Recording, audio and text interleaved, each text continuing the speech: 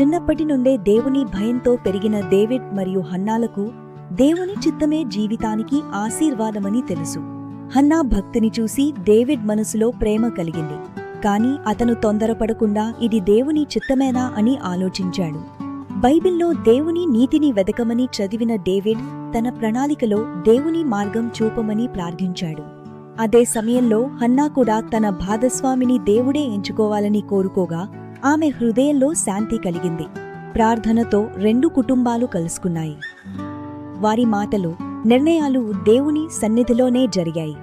దేవుడు కలిపిన దానిని మనుష్యుడు విడదీయకూడదు అనే వాక్యంతో వారి నిశ్చితార్థం దేవుని సాక్షిగా జరిగింది.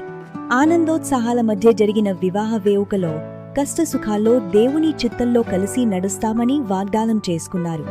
సమస్యలు ఎదురైనప్పుడు వారు ప్రార్థనతో నిలబడ్డారు. ఇది దేవుని చిత్తంతో జరిగిన వివాహం అనే నమ్మకం వారిని నడిపించింది.